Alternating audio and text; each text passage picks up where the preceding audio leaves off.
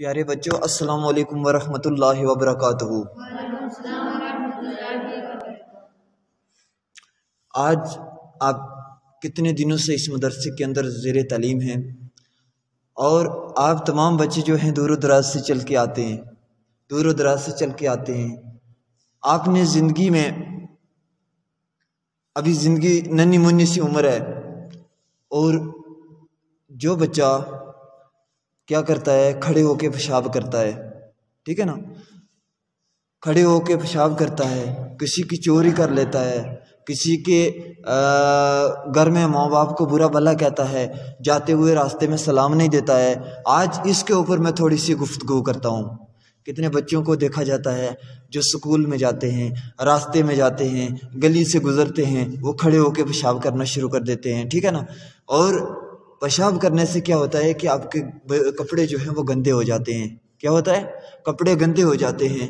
कपड़े गंदे होने से पेशाब की एक छींट ज़मीन पे पड़ने से ऊपर टपक जाए, अगर वो इधर उधर पड़ जाती है तो उससे एक शैतान पैदा होता है जो ज़िंदगी में बचपन से लेके मरते दम तक इंसान को जो है वो बुरी बातों में लगा देता है, वो बुरी बातों की तरफ राग़िब कर देता है, वो बुरी बातों की तरफ क्या कर देता है, इंसान को मोड़ देता है। फिर वो ज़िंदगी में इंसान जो है, वो बच्चा जो है वो बड़ा होते होते कामयाब नहीं हो सकता।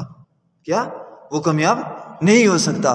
आज आप दूर से चल के आए हो, यहाँ पे पढ़ने के लिए ज़ेरे तालीम हुए, कल आप वक़्त के बादशाह होंगे, कल आप वक़्त के बहुत बड़े जो है सरदार होंगे, बहुत बड़े आलिम होंगे। लेकिन आपने क्या करना है कि अपनी जब पेशाब करने के लिए जाते हो तो अपनी छींटों का, अपने बैठने का, और अच्छे तरीके से बैठना है, अच्छे तरीके से वुज़ू करना है, अच्छे तरीके से पाबंदी के साथ अपने कपड़ों को साफ़ रखना है, ताकि अल्लाह तबारक व तआला आपको इस तरह का ज़हन नशीन और अक्लमंद बनाए ताकि आने वाले वक़्त के बादशाह आप ही हों। सुभान अल्लाह।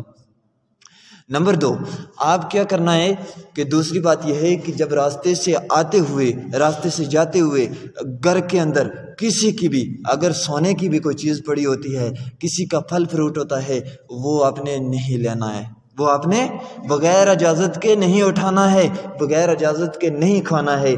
जिस शिकम के अंदर हराम का, जिस शिकम के अंदर एक कतरा भी किसी नाजायज़ चीज़ का बग़ैर इजाज़त के खा लिया जाता है, वो शिकम जो है इबादत के लायक नहीं रहता। वो शिकम जो है वो इबादत के लायक नहीं रहता, वो जो है अल्लाह की बारगाह में उसके लिए जो है वो कबूलियत नहीं होती, ठीक है ना। इस वजह से आपने क्या करना है कि घर से आते हुए, जाते हुए, रास्ते में, सफ़र में, अपनी पूरी ज़िंदगी में किसी बग़ैर इजाज़त के किसी चीज़ को हाथ नहीं लगाना है, बग़ैर इजाज़त के किसी चीज़ को नहीं खाना है, ताकि आपकी ज़िंदगी जो है अल्लाह रब्बुल इज़्ज़त हर बुराई से, आपके शिकम को हर बुराई से महफूज करे और आप जो सजदा ज़मीन पे करें और अल्लाह रब्बुल इज़्ज़त उसे अर्श पे कबूल करे। सुभान अल्लाह। ये आपकी दूसरी बात होगी। और तीसरी बात जो मैं बताने जा रहा हूँ वो ये है कि जब घर से निकलते हो तो घर से निकलते वक्त अस्सलामु अलैकुम व रहमतुल्लाह अपने माँ बाप को कर लिया करो, बहन भाइयों को कर लिया करो। अगर चले आते हो, सुबह सुबह आते हो और शाम को जिस वक्त भी आप मदरसे के अंदर आते हो, किसी जगह पे भी जाते हो, सलाम दे के जाया करो। और जब वापसी पे जाते हो, रास्ते में आते हुए, जाते हुए या आते हुए कोई भी बंदा मिल जाता है, उसको अस्सलामु अलैकुम व रहमतुल्लाह कहना है। यानी कि उसका मतलब कि जब आप ये सलाम कहेंगे तो अल्लाह रब्बुल इज़्ज़त, अगर वो बंदा आपको सलाम देगा तो ठीक, नहीं तो अल्लाह रब्बुल इज़्ज़त खुद आपके सलाम का जवाब देगा। सुभान अल्लाह। वो जवाब किस तरीके से देगा कि आपको ज़हन नशीन बना देगा, आपको अक्लमंद बना देगा, और आप जो है कल बढ़ते बढ़ते यहाँ तक पहुँच जाएंगे कि अल्लाह रब्बुल इज़्ज़त आपको बहुत बड़ी सरदारी अनायत करेगा। और जब सलाम देंगे, आगे वाला आपको कोई जवाब दे या ना दे, लेकिन आपने अपना फ़र्ज़ अदा कर लेना है, आपने अपना फ़र्ज़ अदा कर लेना है, आपने सलाम देनी है। और यही हमारे आका करीम सल्लल्लाहु अलैहि वसल्लम की सुन्नत है और इमाम हसन हुसैन की सुन्नत है, ठीक है ना। और ये तीसरी चीज़ आपने कर लेनी है। चौथी चीज़ जो बता रहा हूँ वो ये है कि आप जब ज़िंदगी जिस तरह आप दूर दराज से चल के मस्जिद के अंदर, मस्जिद एक ही घर है, खुदा का घर, जहाँ पे आप आए हो, मदरसे के अंदर आए हो, यहाँ पे बैठ के हम ज़ेर तालीम हासिल कर रहे हैं, और यहाँ पे दूर दराज से चल के आए हो। खुदा का एक ही घर है, खुदा और रसूल का एक घर है, जिसके अंदर हम ज़ेर तालीम के लिए, अपने तालीम को बढ़ाने के लिए, दीन का दर्स लेने के लिए आए हैं। और बच्चे जो हैं घर से, आप समझ लो कि एक एक बच्चा हर घर से आया है। क्या आया है? एक एक बच्चा हर घर से आया है। और इसी तरह बच्चों, कब्रिस्तान भी एक है, कब्रिस्तान भी एक है, कब्र भी एक है। जिस तरह अल्लाह का घर एक है, मस्जिद एक ही है, मदरसा एक ही है, दूसरा कोई घर नहीं इसके जैसा दूसरा घर नहीं होता। हम जैसे हमारे घर हैं, अलग अलग नामों के घर हैं, लेकिन खुदा और रसूल का एक ही घर है, या मस्जिद है या मदरसा है। जब हम दूर दराज से चल के इस मदरसे के अंदर, हर घर से एक एक बच्चा आता है, और आके कहाँ पे बैठता है? मदरसे के अंदर। आके कहाँ बैठता है? मस्जिद के अंदर, यानी एक ही घर के अंदर। इसी तरह से इंसान जब मर जाता है, और हर घर से मर जाता है, हर घर से एक एक बंदा मरता है, एक एक क्या हजारों के हिसाब से जब मर जाते हैं, तो सबको किस घर के अंदर जाना है? वो कब्र में। कहाँ जाना है?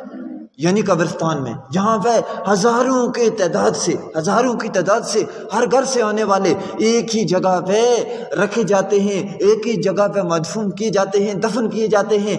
उस घर को क्या कहा जाता है? कब्रिस्तान। उस घर को क्या कहा जाता है?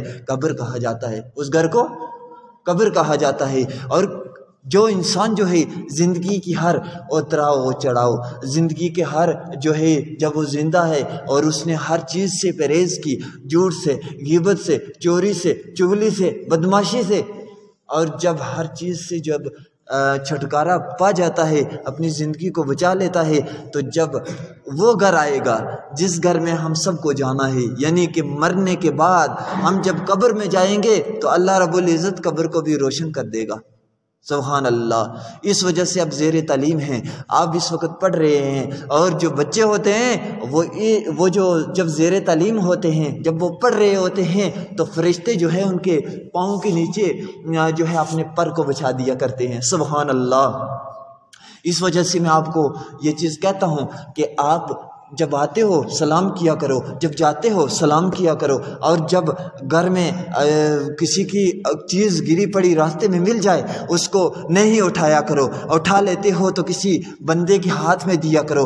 खुद वो चीज़ इस्तेमाल नहीं करनी है, किसी की चोरी नहीं करनी है, किसी के जो है खेत में नहीं घुसना है, ताकि किसी के फल को नहीं तोड़ना है, किसी जानवर को अजियत नहीं देनी है, किसी ऐसे इंसान को अजियत नहीं देनी है, किसी को गालियाँ नहीं देनी है, किसी को पत्थर नहीं देने हैं, ताकि कल आने वाले वक्त में क्या होगा? क्या कल आने वाले वक्त में आप वक्त के बादशाह बन सके, आपके हाथ में भी बहुत बड़े इमाम बन सके, आलम बन सके, वली अल्लाह बन सके, और ताकि आपकी भी जो है कल जिंदगी में किसी के सामने हाथ ना फैलाने पड़े। दरे मुस्तफ़ा से ठकराए नहीं जाते, दरे मुस्तफ़ा से ठकराए नहीं जाते, जो कंकर भी हों पड़े मुस्तफ़ा के दर पे, वो भी हटाए नहीं जाते। ये कांटों के नशां हैं हमारे पाँव में, ये कांटों के नशां हैं हमारे पाँव में। करबला की मैदान में चलूं या बदर में चलूं या जंगे खंदक में चलूं, हमारे जिगर से लहू टपकाए नहीं जाते। बच्चों, हमारा इस्लाम जो है वो इस तरीके से फैला है, वो किसी तलवार के ज़रिए से नहीं फैला, वो सिर्फ़ और सिर्फ इखलाक की तलवार थी। वो किसकी तलवार थी? इखलाक की। हमने अपने अंदर इखलाक व मोहब्बत पैदा करनी है। हमारे सामने कोई आ जाता है, हमने ये दीन का दर्स देना है, हमने ये सबूत देना है कि हम एक मुस्लिम हैं, हम एक मुस्लिम हैं और रसूलुल्लाह के फर्मा बरदार गुलाम हैं। इस वजह से आप यहाँ पे इकट्ठे होते हो, आप सुबह सुबह सादिक के वक्त आते हो और शाम तक आते हो, पढ़ते हो, तो आपने ये चीज़ करनी है। ये जो चीज़ें मैंने बताई हैं, आज के बाद आपने इन चीज़ों पे अमल करना है। कितने बच्चे अमल करेंगे? हाथ ऊपर करके कहो सुभान अल्लाह, बोलो मुझे पता लगे कितने करेंगे। सभी बच्चे इस पे अमल करेंगे? सब अमल करेंगे? जी हाँ बोलो, जो जो करना चाहता है। कितने बच्चे अमल करेंगे? जी हाँ बोलो जितने करेंगे, ऊंची आवाज से बोलो। जी हाँ। सभी करेंगे? हाँ। सलाम कितने देंगे? सलाम कितने बच्चे देंगे घर में? अगर कोई गिरी पीड़ी चीज मिलेगी तो उसको क्या करेंगे? और चुगली बोलेंगे एक बाद? झूठ? शाबाश। जब स्कूल में भी जाना है तो अपनी हर बात को बिस्मिल्लाहिर्रहमानिर्रहीम से शुरू करना है, ठीक है नहीं? अल्लाह के नाम से शुरू करना है। कोई भी किसी भी काम में जब आप लगे